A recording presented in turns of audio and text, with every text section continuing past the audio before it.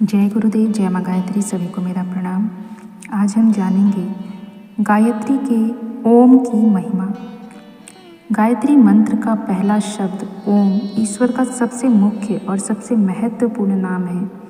यह आ, उ, मा इन तीनों अक्षरों से मिलकर बना है, जिसके आ से विराट, अग्नि तथा विश्व आदि, उ से हिरण्यगर्भ, वायु, तेज आदि, मा से ईश्वर, आदित्य तथा प्राज्ञ आदि का बोध होता है।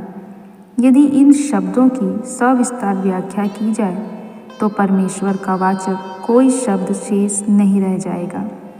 जैसे 1 रुपए की 2 अठनियाँ, 4 चवनियाँ, 8 दुवनियाँ, 16 आने तथा 64 पैसे आदि होते हैं, पर व्यवहार में वे सब रुपए के स्थान पर चलते हैं। कोई उनके लेन देन से इनकार नहीं करता। इसी तरह ओम के अतिरिक्त जितने भी शब्द हैं, वे सब एक इसी शब्द के अंतर्गत आ जाते हैं, क्योंकि सारे गुणों का समावेश इसी के अंदर हो जाता है। यहाँ शंका की जाती है कि अकार के विराट आदि अर्थ एक ही अक्षर ओम से क्यों न लिए जाएं, तथा ओम शब्द के अंदर सारी सृष्टि कैसे आ जाती है। इसका सविस्तार वर्णन मांडुक्य उपनिषद में किया गया है। यहाँ सार रूप में कुछ बातें हम आपको बताते हैं। ओम शब्द का स्थूल अर्थ, जिसे एक साधारण व्यक्ति भी समझ सकता है और याद रख सकता है, वह इस प्रकार है।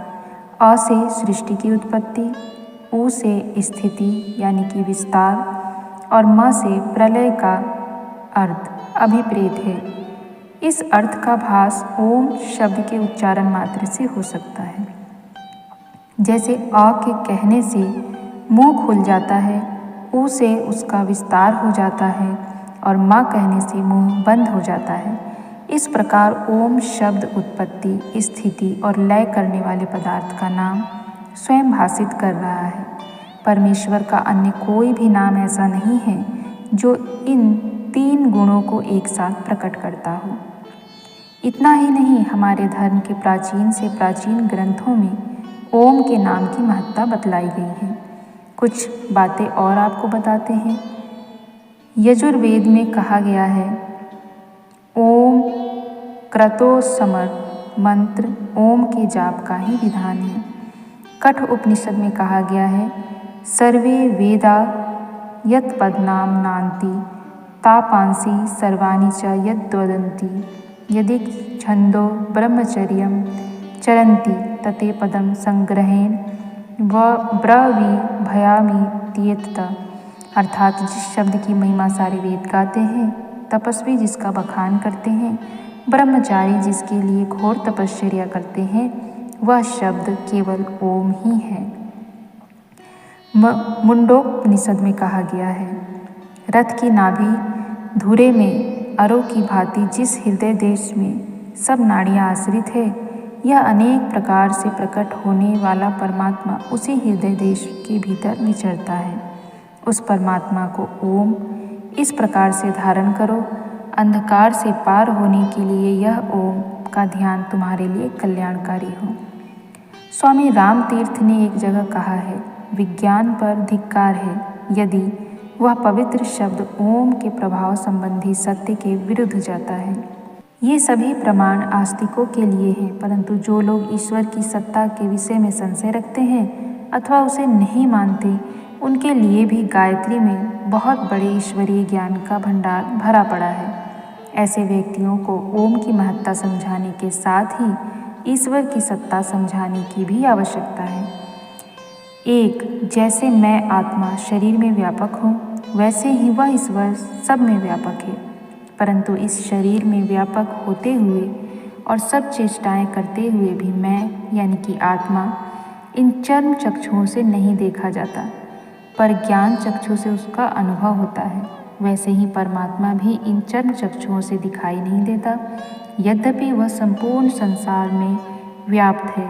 वही सारे संसार को गति दे रहा है और वही संसार की उत्पत्ति, स्थिति और प्रलय करता है। उसे ज्ञान चक्षु से ही अनुभव किया जा सकता है। यदि मेरे अपने होने में किसी को संदेह नहीं, तो उस ईश्वर के होने में संशय क्यों होना चाहिए? दूसरा, जब मेरी आत्मा की इच्छा होती है तब मैं बोलता हूँ, जब तक इच्छा बनी रहती है तब तक बोलता रहता हूँ, और जब मेरी इच्छा बंद हो जाती है तब मेरा बोलना भी रुक जाता है। पर मेरा बोलना रुक जाने पर मेरी बोलने की शक्ति कायम रहती है, और जब चाहूँ तब मैं बोल सकता हूँ। वैसे ही ईश्वर अपनी इच्छा मात्र से सृष्टि पैदा करता है। उसी इच्छा मात्र से सृष्टि उत्पन्न होती है, और जब तक उसकी इच्छा सृष्टि चलाने की रहती है तब तक सृष्टि की स्थिति रहती है, और जब उसकी इच्छा बंद हो जाती है तब प्रलय हो जाती है और सृष्टि अपने तत्वों में विलीन हो जाती है। मनुष्यों को बोलने की प्रक्षुब्ध शक्ति के समान परमात्मा की सृष्टि रचने की शक्ति भी बंद नहीं होती, परंतु परमात्मा का सब कार्य एक निश्चित नियम से होता है।